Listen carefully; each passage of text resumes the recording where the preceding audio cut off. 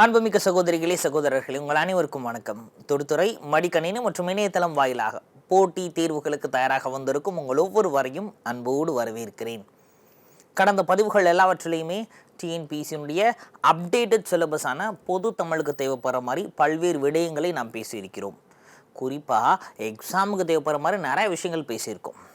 So அப்படி தமிழ் இலக்கணத்திற்கு நாம் முக்கியத்துவம் கொடுத்து பார்த்து கொண்டிருக்கிறோம். அப்படி தமிழ் இலக்கணத்துள் ஒன்றான பொருள் இலக்கணத்தை பற்றி தான் கடந்த பதிவுகளில் நாம் பார்த்துருந்தோம். இந்த பொருள் இலக்கணத்தினுடைய சிறப்பே என்னன்னா, உலகத்தில் ஆயிரக்கணக்கான மொழிகள் இருக்குது. ஆனால் அத்தனை மொழிகளிலும் இல்லாத ஒரு சிறப்பு நம் தமிழ் இலக்கணத்தில் இருக்கிறது. என்னது? பொருள் இலக்கணம் தான். இந்த பொருள் இலக்கணம் அப்படின்றது வேறு எந்த மொழியிலையுமே கிடையாது. நம்ம மொழியில் மட்டும்தான் பொருள் இலக்கணம்னே தனியாக இலக்கணத்தில் வச்சுருக்கோம். ஸோ அப்பேற்பட்ட பொருள் இலக்கணத்தை பற்றி தான் தொல்காப்பியரின் புத்தகத்தை அடிப்படையில், தொல்காப்பியத்தின் அடிப்படையில் நாம் பார்த்து கொண்டிருந்தோம் இல்லைங்களா? ஸோ அப்படி தொல்காப்பியரின் கூற்றுப்படி பொருள் இலக்கணத்தை நாம் இரண்டாக பிரிக்கின்றோம். அகப்பொருள், புறப்பொருள். அன்பின் வெளிப்பட்டது அகப்பொருள், வீரத்தின் வெளிப்பட்டது புறப்பொருள் அப்படின்றத கடந்த பதிவுகளில் பார்த்துருந்தோம். அதில் அகப்பொருள் பற்றின பல்வேறு விடயங்களையும் நாம் பேசியிருந்தோம். பொதுவாகவே அகப்பொருள் அப்படின்னா அதற்கு நாம் 3 பொருள்களை படிக்க வேண்டும். அப்போ அகப்பொருளில் தான் நமக்கு 7 திணைகள் வருது. இந்த 7ல் அன்பின் 5 திணைகளான குறிஞ்சி, முல்லை, மருதம், நெய்தல், பாலை, இது 5 மட்டும்தான் அன்பை பற்றி, காதலை பற்றி பேசுகிறது. ஸோ அப்போது ஒவ்வொரு திணைக்குமே முதற் பொருள், கருப்பொருள், உரிப்பொருள் அப்படின்ற 3 விடயங்களை நாம் பேச வேண்டும் இல்லைங்களா? ஸோ அப்படித்தான் நம்ம என்ன பண்ணுறோம், முதற் பொருள் என்ன அப்படின்றத பார்த்துருந்தோம். கடந்த பதிவில் முதற் பொருள் அப்படின்றது நிலமும் பொழுதும் அப்படின்றத பார்த்துருந்தோம். இந்த பதிவில் கருப்பொருளையும் உரிப்பொருளையும் பார்க்க இருக்கிறோம். ஸோ இன்ற பதிவிற்கு நாம் நேரடியாகவே செல்லலாம். அப்போ கடந்த பதிவினுடைய தொடர்ச்சியை இந்த பதிவில் நாம் பார்க்கிறோம். சரி சார், அப்போ திணை, ஒவ்வொரு திணைக்குமே தனித்தனியாக கருப்பொருள் இருக்குதுங்க. அப்போ கருப்பொருள் ஏன் உருவாக்கப்பட்டது? அப்போ கருப்பொருள் அப்படின்றது வேறு ஒன்றுமே கிடையாது. அங்கே இருக்கக்கூடிய தெய்வத்தை பற்றி, மக்களை பற்றி, அவங்களுடைய உணவை பற்றி, அங்கே என்ன விலங்கு இருக்கிறது, என்ன பூ, என்ன மரம், என்ன பறவை, அங்கே இருக்கக்கூடிய ஊரை என்ன பேர் சொல்கிறாங்க, அங்கே என்ன நீர்நிலை இருக்குது, என்ன இசை கருவியை பயன்படுத்துகிறார்கள், அவங்களுடைய பொழுதுபோக்கு என்ன, அவங்களுடைய இசை என்ன, அவங்களுடைய தொழில் என்ன, இது எல்லாத்தையும் பற்றியும் தெரிஞ்சுக்கிறது தான் கருப்பொருள். ஐயா, அகப்பொருள்னா அன்பின் வெளிப்பட்டதுன்னு தானே சொன்னீங்க. அப்போ காதலை வெளிப்படுத்தின மாதிரி தானே அகத்திணை இருக்கணும். நீங்கள் என்னடானா கருப்பொருளில் அந்த நிலத்தின் அடிப்படையில் இருக்கக்கூடிய பல்வேறு விடயங்களை சொல்கிறீங்களே. இந்த ஒவ்வொரு கருப்பொருள்களின் மூலமாக காதல் அப்படிங்கிறது வலுப்படுகிறது. எடுத்துக்காட்டாக இப்போ ஒரு திணை படிக்கிறோம். அந்த திணையில் எந்த உணவு சமைக்கப்படுகிறது அப்படின்றத தெரிஞ்சுக்கிறோம். அவங்க என்ன உணவை எடுத்துக்கொள்கிறார்கள். சரி, அந்த திணையில் வாழக்கூடிய தலைவி தன்னுடைய தலைவனுக்கு அந்த உணவை சமைத்து கொடுக்கிறாள். உணவின் ருசியை பார்த்த தலைவனுக்கு தலைவி மீது கொண்டுள்ள காதல் வலுப்படுகிறது. அதே மாதிரி அங்கு தலைவன் தொழில் செய்கிறான். சரிங்களா? அப்போ ஒரு திணைனா அந்த திணையில் என்ன தொழில் இருக்குது அப்படின்னு பார்க்குறோம். அந்த தொழிலில் தலைவன் மற்ற எல்லாரையும் விட அதீத அளவில் உற்பத்தி செய்கிறான், இல்லை நல்ல பேர் எடுக்கிறான். தலைவிக்கு தலைவின் மீது இருக்கக்கூடிய காதல் வலுப்படும். அப்போ கருப்பொருள் அதனுடைய நோக்கமே என்னது? காதலை வலுப்படுத்துவதற்காக இந்த கருப்பொருள்கள் பயன்படுத்தப்படுகிறது. அப்போ கருப்பொருளையும் தெரிஞ்சிருக்கணும் தானே? எஸ், அதைத்தான் இந்த பதிவில் நாம் தெரிந்து கொள்ள போகிறோம். அப்போ ஒவ்வொரு திணைக்குமான கருப்பொருள் என்னென்ன, முதல்ல குறிஞ்சி அப்படின்றதுக்கு எடுத்துக்குவோம். அப்போ குறிஞ்சி திணைக்குரிய கருப்பொருள்கள் என்னென்ன? அப்போ குறிஞ்சி திணையில் இருக்கக்கூடிய தெய்வம், அப்போ அவங்க யாரை தெய்வமாக தலைவனாக வழிபடுகிறார்கள்? முருகனை வழிபடுகிறார்கள். குறிஞ்சியில் இருக்கக்கூடிய மக்களை வெற்பன் அப்படின்னு சொல்கிறாங்க. குறிஞ்சியில் இருக்கக்கூடியதால் அவர்களை குறவன் அப்படின்றாங்க, குறத்தியர் அப்படின்னு சொல்கிறாங்க. அப்போ குறவன், குறத்தி அப்படின்னு குறிஞ்சியில் இருக்கவங்கள சொல்கிறோம். உணவு, அவங்க உண்ணக்கூடிய உணவை மலை நெல் அப்படின்னு சொல்கிறோம். திணை, அது இது 2 தான் குறிஞ்சி திணையில் பயிரிட முடியும். மலை நெல் மற்றும் திணைகளை மலை பிரதேசங்களில் பயன்படலாம். ஏன்னா குறிஞ்சினா மலையும் மலை சார்ந்த இடம் தானே, அதனால் அங்கே பயன்படுகிறது. குறிஞ்சியில் என்ன விலங்கு இருக்கிறது? குறிஞ்சியில் புலி, கரடி, சிங்கம் ஆகியவை வாழ்கிறது. குறிஞ்சியில் என்ன பூ அங்கே பூக்கிறது? குறிஞ்சி பூ பூக்கிறது, செங்காந்தல் மலர் பூக்கிறது. சரிங்களா?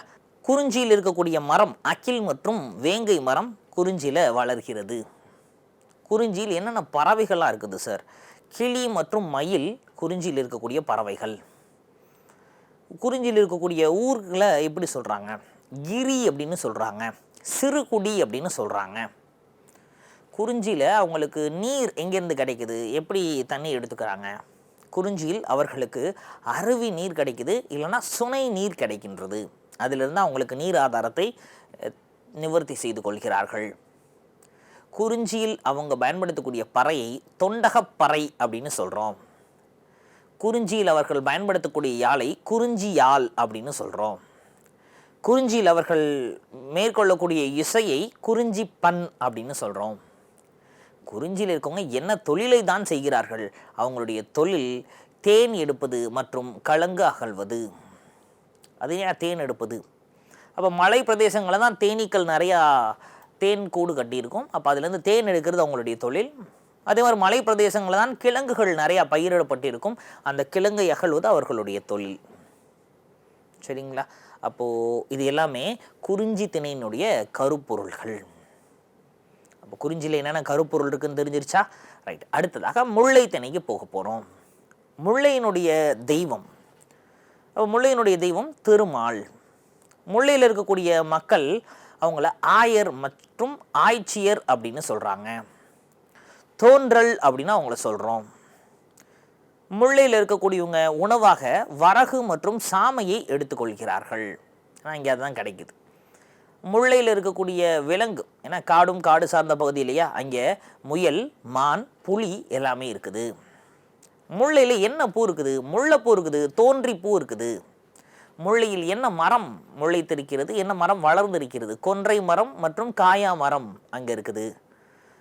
அப்போ முல்லையில் என்ன பறவை இருக்கிறது? காட்டு கோழி மற்றும் மயில் முல்லை திணையில் கிடைக்குது. முல்லையில் இருக்கக்கூடிய ஊரை பாடி அப்படின்னு சொல்கிறாங்க, சேரி அப்படின்னு சொல்கிறாங்க. முல்லையில் இவங்களுக்கு நீர் ஆதாரம் எங்கேருந்து கிடைக்குது சார்? காட்டாறு தான் முல்லையில் இருக்கவங்களுக்குரிய நீர் ஆதாரம். சரி, முல்லையில் இருக்கவங்க என்ன பறையை பயன்படுத்துகிறார்கள்? ஏறுகோட் பறையை முல்லையில் இருப்பவர்கள் பயன்படுத்துகிறார்கள். என்ன யாழை முல்லையில் இருக்கவங்க பயன்படுத்துகிறாங்க? முல்லை யாழ். பிரச்சனையே கிடையாது, ஈஸியாக சொல்லிடலாம். முல்லையில் இருக்கக்கூடியவர்கள் பயன்படுத்தக்கூடிய இசையை முல்லைப்பண் அப்படின்னு சொல்கிறோம். சரி, முல்லையில் இருக்கவங்களுடைய தொழில் என்னது? ஆணிரை மேய்த்தல் மற்றும் ஏறு தழுவுதல். அப்போ இதான் முல்லையில் இருக்கவங்களுக்குரிய தொழில்.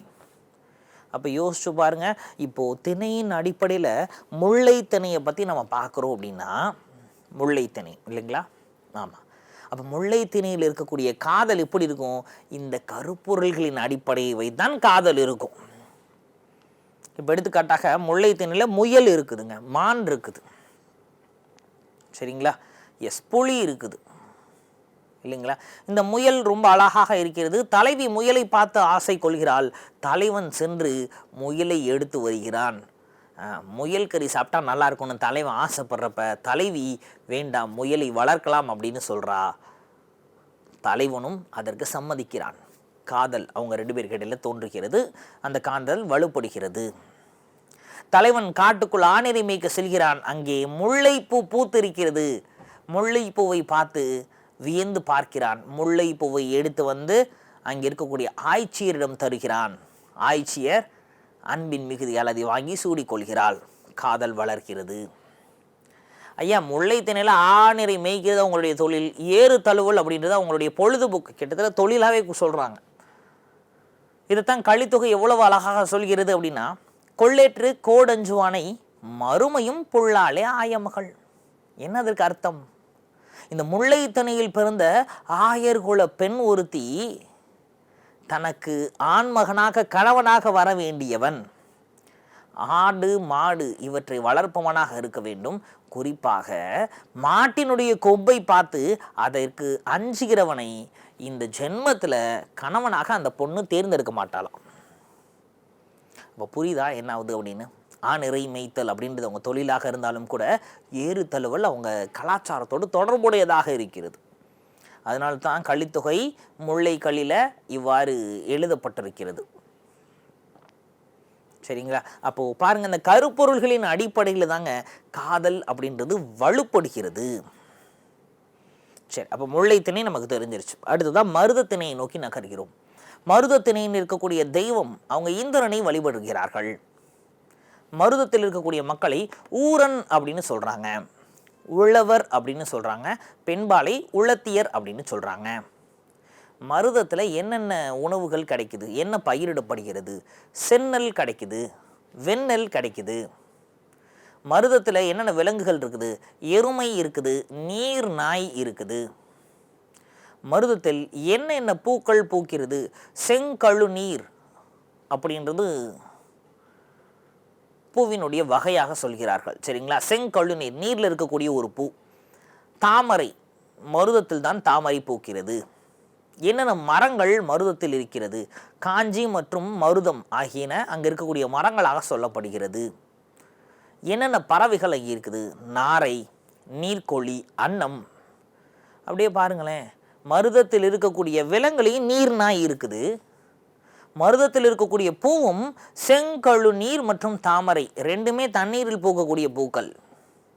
அதே மாதிரி மருதத்தில் இருக்கக்கூடிய பறவைகளை எடுத்துக்கோங்க. நாரை, நீர்க்கோழி, அன்னம் எல்லாமே மீனை சாப்பிடக்கூடிய பறவைகள். குறிப்பாக தண்ணியிலிருந்து மீனை சாப்பிடக்கூடிய பறவைகள்.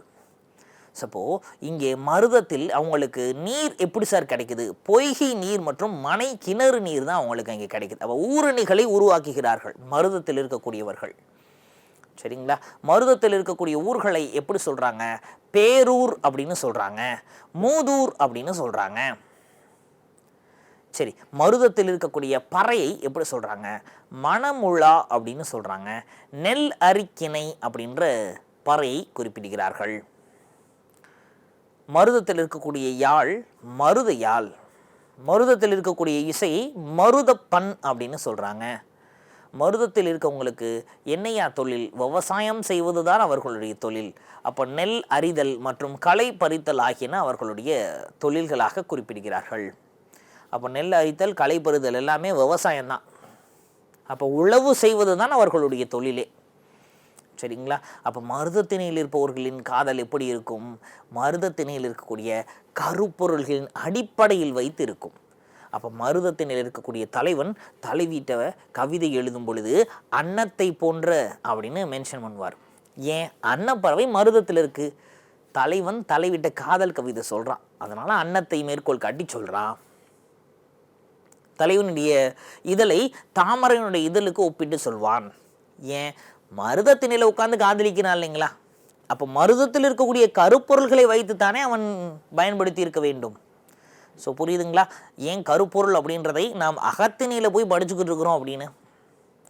அடுத்ததாக 4வது திணையாக இருக்கக்கூடிய நெய்தல் அப்படின்றத நம்ம பார்க்க போகிறோம். அப்போ நெய்தல் திணையினுடைய தெய்வம் வருணன். நெய்தல் திணையில் இருக்கக்கூடிய மக்களை சேர்ப்பன் அப்படின்னு சொல்கிறாங்க. பரதன், பரத்தியர், நுளத்தியர் அப்படிலாம் சொல்கிறாங்க. அப்போ நெய்தல் இருக்கக்கூடியவங்களுடைய உணவு மீன் தான் அவங்க உணவுக்கு எடுத்துக்கிறாங்க. உப்புக்கு மாற்றாக விற்ற பொருள், அதாவது ஒருபடி உப்பை கொடுத்து ஒருபடி நெல்லை வாங்கி பயன்படுத்தி இருக்கிறார்கள். உப்பும் நெல்லும் நேரே ஊறி அப்படின்னு சங்க இலக்கியம் நமக்கு சொல்லுது. நாலடியார் இதை களர் நிலத்து பிறந்த உப்பினை சான்றோர் விளை நிலத்து வெளுமிதா கொள்வர் அப்படின்னு சொல்கிறாங்க. அப்போ ஒருபடி உப்பை கொடுத்து ஒருபடி நெல் வாங்கிட்டு வந்திருக்கிறாங்க சார் நெய்தலில் இருக்கிறவங்க. அப்போ அதன் உப்பை விற்ற பொருளிலிருந்து கிடைக்கக்கூடிய நெல்லைத்தான் அவர்கள் உணவாக பயன்படுத்துகிறார்கள். நெய்தலில் மீன் பிடிக்கிறது அவங்க தொழில்ன்றதுனால அன்றாட உணவில் மீனை சேர்த்து கொள்கிறார்கள். அடுத்ததாக நெய்தலில் இருக்கக்கூடிய விலங்கு முதலை, சுறா இதெல்லாம் நெய்தலில் இருக்கக்கூடிய விலங்குகள். நெய்தலில் இருக்கக்கூடிய பூ தாழைப்பூ, இதைத்தான் தாழம்பூ அப்படின்னு சொல்லுவாங்க. நெய்தல் பூ கடற்கரை ஓரம் பூக்கக்கூடியவை. நெய்தலில் இருக்கக்கூடிய மரங்கள் புன்னை மரம், ஞாழல் மரம், இதெல்லாம் நெய்தலில் இருக்கக்கூடியவை. நெய்தலில் இருக்கக்கூடிய பறவை கடல் காகம். நெய்தலில் இருக்கக்கூடிய ஊரை பட்டினம் இல்லைன்னா பாக்கம் அப்படின்னு சொல்கிறாங்க.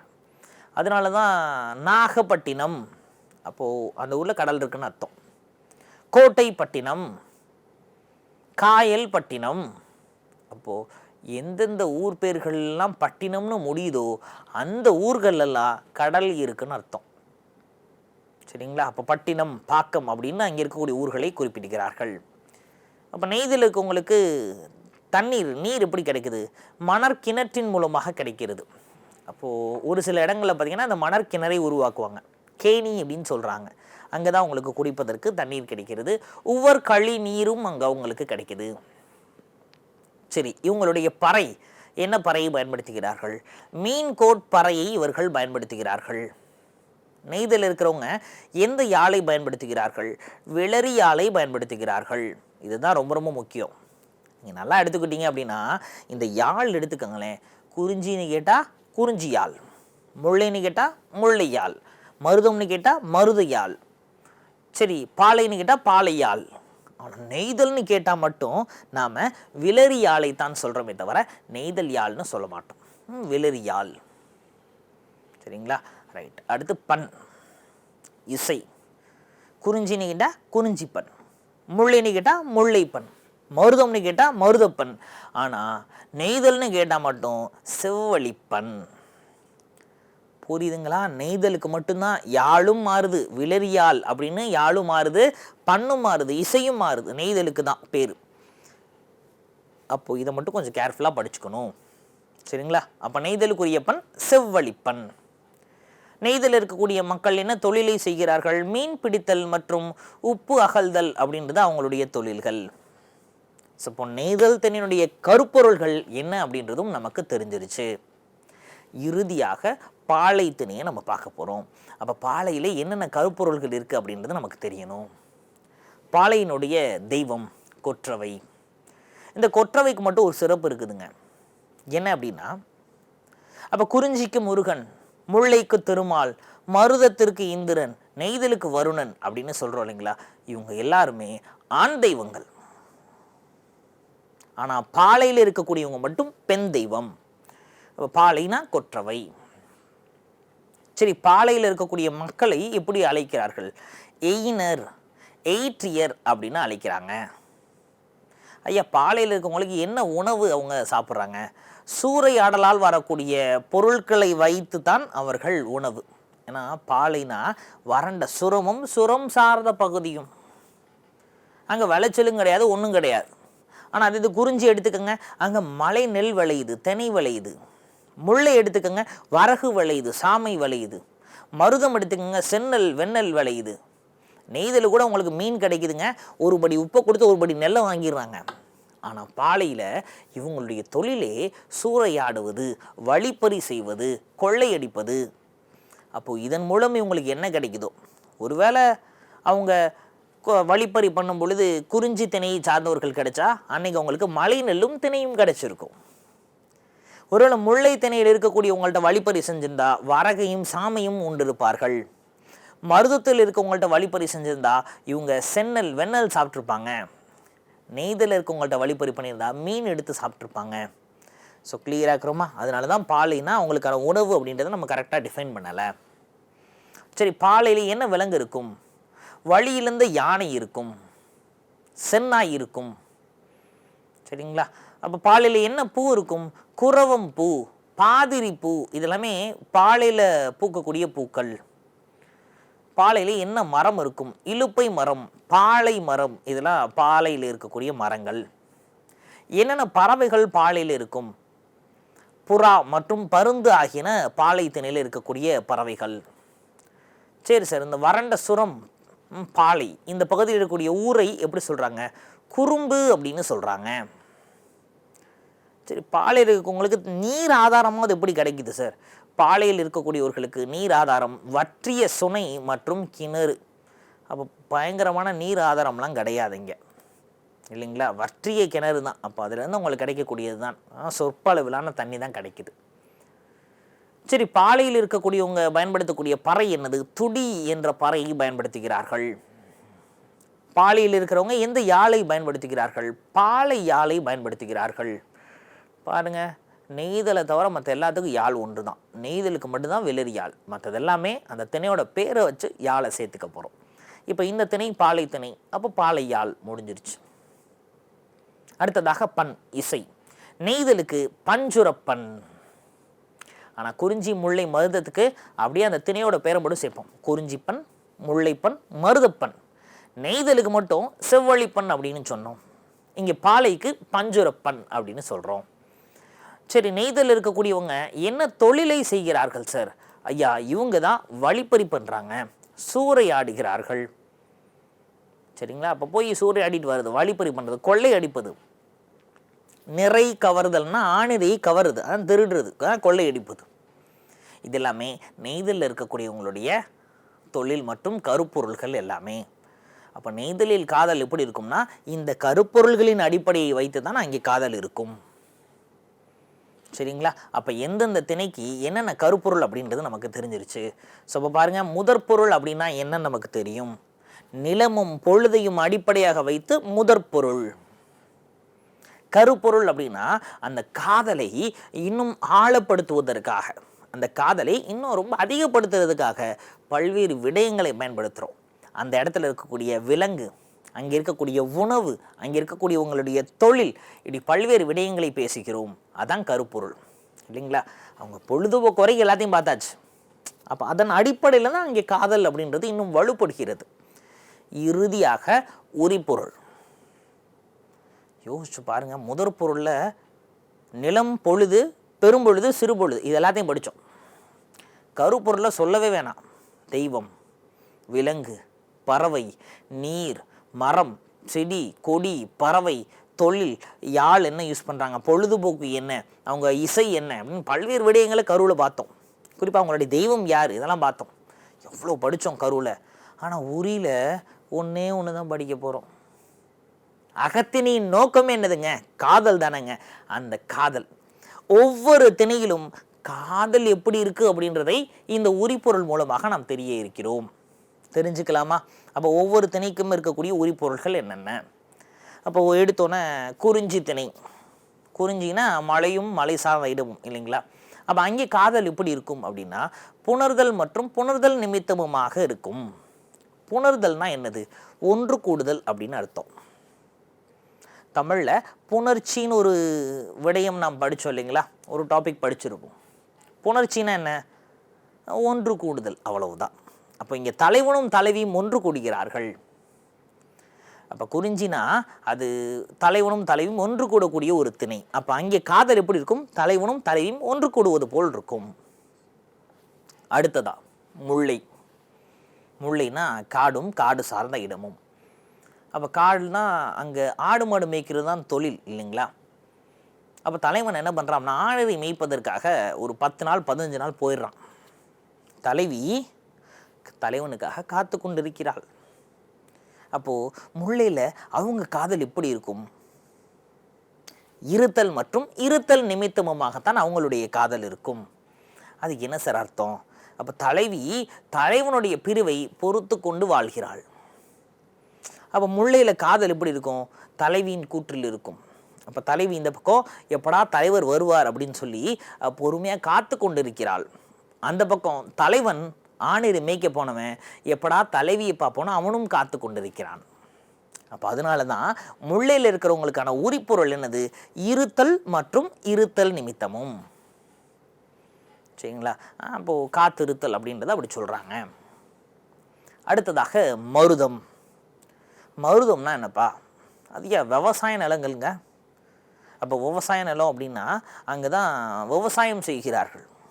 யோசிச்சு பாருங்க, விவசாயம் பண்ணணும் அப்படின்னா அந்த நிலத்தை ஃபஸ்ட்டு உழுகணும், அதுக்கப்புறம் அந்த நிலத்தை பண்படுத்தணும், அதுக்கப்புறம் விதை தூவ வேண்டும், விதை தூவுனதுக்கப்புறம் வளரணும், அது இல்லைன்னா நாற்று நடணும், நாற்றோடு சேர்த்து களை செடிகளும் வளர ஆரம்பிக்கும், அப்புறம் களை பிடுங்க வேண்டும் இல்லையா? அந்த நாற்று நல்லா வளர்ந்து செடியாக பெருசாக மகசூல் ஆகும் வரை நாம் அதை பத்திரமாக பாதுகாக்க வேண்டும். வேலை இருந்துக்கிட்டே இருக்கும்.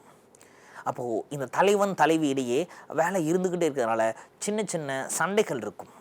அதனால தான் மருதத்தில் அவங்களுடைய காதல் எப்படி இருக்கும் அப்படின்னா ஊடல் மற்றும் ஊடல் நிமித்தமுமாக இருக்கும். அப்போ அதுக்கு என்ன அர்த்தம்? தலைவனிடம் தலைவி பிணக்கு கொள்கிறாள். அப்படியே சின்ன சின்ன செல்ல சண்டைகள் இருக்குது. அப்போ மருதத்தில் காதல் எப்படி இருக்கான்? ஊடல் நிமித்தமாகத்தான் மருதத்தில் காதல் இருக்கு. அடுத்ததான் நெய்தல். நெய்தல் அப்படின்னா அங்கே அவங்களுடைய தொழில் மீன் பிடிக்கிறது. அப்போ நெய்தலில் இருக்கக்கூடிய தலைவன் மீன் பிடிப்பதற்காக கடலுக்குள் போகிறான். கடலுக்குள் போகிறவன் திரும்ப கரைக்கு வந்தால்தான் நிச்சயம், இல்லைங்களா? ஆனால் கடலில் எப்போது என்ன வேண்டுமானாலும் நடக்கலாம். இப்போ தலைவி கடலுக்குள்ளே போன கணவன் மீண்டும் வர வேண்டும் அப்படின்னு இரக்கத்தோடையே அன்பு செய்கிறாள். என் கணவர் பத்திரமா வந்துடணும் அப்படின்னு. அப்போ அதனால தான் நெய்தலில் அவங்களுடைய காதல் எப்படி இருக்குது? இரங்கல் மற்றும் இரங்கல் நிமித்தமாகவே இருக்கிறது. கோமா கூட திட்ட மாட்டேங்கிறா. ஏன்னா கணவன் நெய்தல் திணையில் வாழ்கிறான், அவன் மீன் பிடிக்க கடலுக்குள்ளே போயிட்டு பத்திரமாக வர வேண்டும், எப்படியாவது பத்திரமா வரணும் அப்படின்னு சொல்லி கடல் அன்னையிடம் வேண்டிக் கொண்டே இருக்கிறாள். அதனால தான் நெய்தலில் இரங்கல் மற்றும் இரங்கல் நிமித்தமுமாக அவங்களுடைய காதல் இருக்குது. அடுத்ததான் பாலை. பாலைனா இப்போ தான் பார்த்தோம்னா வற்றிய சுனை, வற்றிய நீர் இருக்கு, வழிப்பறி பண்ணுறது தான் அவங்களுடைய தொழிலே.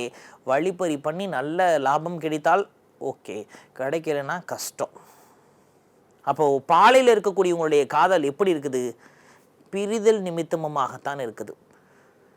தலைவன் தலைவியை விட்டு பிரிந்து போய், ஏன்னா பாலை திணையில் வாழ முடியாது, அப்படி தானே? அப்போது தலைவன் என்ன பண்ணுறான்? தலைவியெல்லாம் ஏதோ தலைவி குழந்தைகளை ஒரு இடத்துல விட்டுட்டு இவன் கொள்ளையடிப்பதற்காக வழிப்பறி செய்வதற்காக தனியாக வந்திருக்கான். அதனால தான் பிரிதல் மற்றும் பிரிதல் நிமித்தமாக பாலையில் இருக்கக்கூடிய உரிபொருள் இருக்குது. ஏன்னா தலைவன் தலை விட்டு பிரிஞ்சு போயிடுறான். ஐயா, இப்போ முல்லையிலையும் இது தானுங்க. முல்லையில் அவன் ஆடு மாடு மேய்க்க போயிருக்கான், அப்பவும் பிரிதல் தான். தலைவி காத்து இருக்கிறாள் தலைவன் வரட்டும் அப்படின்னு, இல்லைங்களா? இங்கே தலைவி பிரிந்து இருக்கிறாள். காத்திருப்பது வேறு, பிரிந்திருப்பது வேறு, சரிங்களா? எஸ். ஸோ அப்போது 5 திணை இருக்குதுங்க. அன்பின் 5 திணைகள் அப்படின்னு சொல்கிறோம். இந்த அன்பின் 5 திணைகளுக்குமான உரிப்பொருள் என்ன அப்படின்றது நமக்கு தெரிஞ்சிருச்சு. அப்போ குறிஞ்சி அப்படின்னா ஒன்று கூடுகிறார்கள், புணர்தல் மற்றும் புணர்தல் நிமித்தமும். முல்லை அப்படின்னா அவ காத்து கொண்டிருக்கிறாள், அப்போ இருத்தல் மற்றும் இருத்தல் நிமித்தமுமாக காதல் இருக்குது. மருதம் அப்படின்னா சின்ன சின்ன சண்டைகள் போடுகிறார்கள், அப்போ ஊடல் மற்றும் ஊடல் நிமித்தமுமாக இருக்கிறார்கள். நெய்தல் அப்படின்னா அவன் போயிட்டான், இவ திரும்ப வந்துடணும், தன்னுடைய கணவன் மீண்டும் பத்திரமா வரணும்னு அப்படியே உள்ளுக்குள்ளேயே இறங்கிக்கிட்டு இருக்கா. அதனால நெய்தல்ல இரங்கல் மற்றும் இரங்கல் நிமித்தமாக அவர்களுடைய காதல் இருக்குது. இறுதியாக பாலை. பாலையில் தலைவன் தலைவி விட்டு பிரிந்து போகிறான். அதனால பிரிதல் மற்றும் பிரிதல் நிமித்தமுமாக பாலையில் காதல் இருக்கிறது. அப்போ ஒவ்வொரு திணையிலும் காதல் அப்படின்றது ஒன்று தான். எல்லா இடத்துலையும் காதல் ஒன்று தானுங்க. ஆனால் அந்த காதல் ஒவ்வொரு திணைக்கு ஏற்ற மாதிரி மாறுபடுகிறது. இதைத்தான் உரிபொருள்னு நம்ம பார்க்கிறோம். ஸோ இப்போது பாருங்கள், பொருள் இலக்கணம் அப்படின்றதுல பொருளை நாம் 2ஆக பிரித்தோம், அகப்பொருள் புறப்பொருள் அப்படின்னு. அதில் தொல்காப்பியர் கூற்றுப்படி அகத்திணை 7 புறத்திணை 7ன்னு பிரித்தோம். அந்த 7 அகத்திணையில் அன்பின் 5 திணைகள் குறிஞ்சி, முல்லை, மருதம், நெய்தல், பாலைன்னு இந்த 5 மட்டும் படித்தோம். இந்த 5ல் இருக்கக்கூடிய முதற் பொருள் என்ன, கருப்பொருள் என்ன, உரிப்பொருள் என்ன அப்படின்றது நமக்கு தெரிஞ்சிருச்சு. இதிலிருந்து கொஷின்ஸ் கேட்டுக்கிட்டே இருக்கிறாங்க. இந்த திணைன்ற கான்செப்ட் இல்லாமல் தமிழ் இலக்கணம் நமக்கு தெளிவுபடாது. ஏன்? சங்க இலக்கியம்னு சொல்கிறோம்ல, நம்ம தமிழ் மொழியின் மகுடம் போன்று இருக்கக்கூடியது தானே இந்த சங்க இலக்கியம். இந்த சங்க இலக்கியத்தையே நாம் திணையின் அடிப்படையில் தானேங்க பிரித்து வச்சுருக்கோம். அப்போ 8 தொகை 10 பாட்டு, 8 தொகையில் இருக்கக்கூடிய 8 நூல்களை அகத்தை சார்ந்து 5 நூல்களும் புறத்தை சார்ந்த 2 நூல்களும் அகமும் புறமும் சேர்ந்து 1 நூலும் தான் இருக்குது. அதே தான் 10 பாட்டிலையும் புறம் சார்ந்த 6 நூல்களும் அகம் சார்ந்த 4 நூல்களும் இருக்குது.